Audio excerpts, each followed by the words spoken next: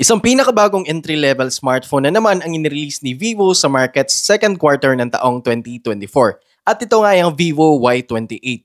At meron itong dalawang variants na pagpipilian. May 8GB of RAM plus 128GB of internal storage and 8GB of RAM plus 256GB of internal storage. At nagkakalaga ito ng 7,999 pesos and 9,999 pesos. Now pagdating naman dito sa kanyang design and build quality, ito ay may metallic high gloss frame, plastic back, and matte finish yung texture nito sa likod na hindi kapitin ng alikabok at fingerprint. At makikita natin dito na meron itong dalawang lente ng camera sa likod at sa katabi naman ito ay ang kanyang LED flash at dynamic light na kung saan ay umiilaw ito sa tuwing may natatanggap tayo na notification. Now dito naman sa harap, ito ay may maliit na punch hole camera. At makikita pa din natin dito sa may bandang chin part na nandito pa din yung makapal na bezel. At kapansin-pansin talaga sa unang tingin natin dito sa kanyang display. Now malipat naman tayo dito sa kanan, dito natin makikita ang kanyang volume rocker and powered button.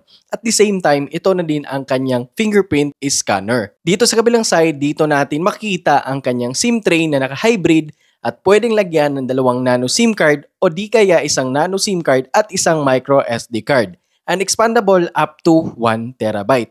Dito naman sa ibang bahagi, dito natin makikita ang kanyang audio jack, microphone, Type-C port na supported ng 44 watts flash charge at ang kanyang speaker. At hindi lang isang speaker, kundi dalawang speaker ang meron dito sa phone na to. Yung secondary speaker nito ay dito nakapwesto sa may bandang earpiece. At ito ay may audio booster na din na kayang isagad ang volume power nito up to 300%. Kaya naman, rinig na rinig talaga ang tunog nito sa tuwing nakikinig tayo ng musika at nanonood ng movie. Anyway, dagdag ko lang din dito na ito ay protektado pa din ng IP64 dust and water resistance. Kaya naman hindi na tayo mababahala pa kung sakaling matapunan na ng tubig o buhangin ang phone na to. Now pagdating naman sa kulay na meron itong si Vivo Y28, ito ay may dalawang kulay lamang. May kulay na gleaming orange at agate green. Anyway, bago muna natin ipagpatuloy ang pag-review sa phone na to at kung bago ka pa lamang sa channel ko, huwag po natin kalimutan mag-subscribe at i-follow ang ating Facebook page and TikTok dahil mamimili po tayo ng 5 lucky winner ng 100 peso GCash. At pag-comment down below kung taga saan kayo para malaman natin kung saang lugar ba nakaabot ang video na to. Now moving on at pag-usapan naman natin ang kanyang display kung saan ito ay naka 6.68-inch IPS LCD display at may resolution na HD Plus 720 by 1608 pixel at may 264 ppi.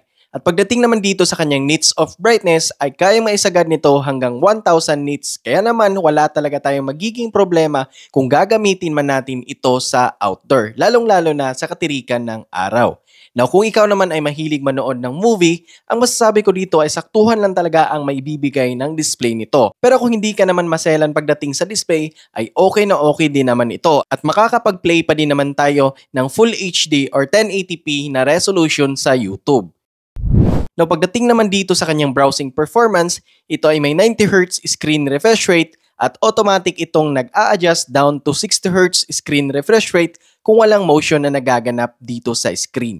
Moving on at usapang camera naman tayo kung saan ito ay may 8 megapixel camera sa harap at dito naman sa likod ay meron itong 50 megapixel main shooter and 2 megapixel for portrait mode at ito yung mga sample shots natin.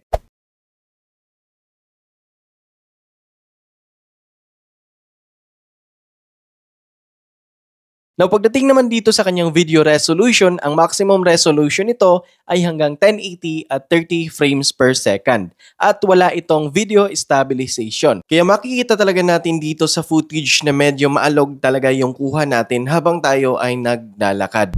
Moving on at pag-usapan naman natin ang performance ni Vivo Y28 kung saan ito ay may processor na MediaTek Helio G85 12nm at may GPU na Mali G52 MC2. At may latest FunTouch OS 14 based on Android 14 out of the box. At dito nga sa latest Antutu app ay nakakuha tayo ng 272,000 Antutu score. At saktuhan lang talaga yan para sa maibibigay nitong performance. At kahit pa paano makakapaglaro pa din naman tayo dito sa ating mga paboritong online game or sa mga light game kagaya ng Mobile Legends and COD Mobile.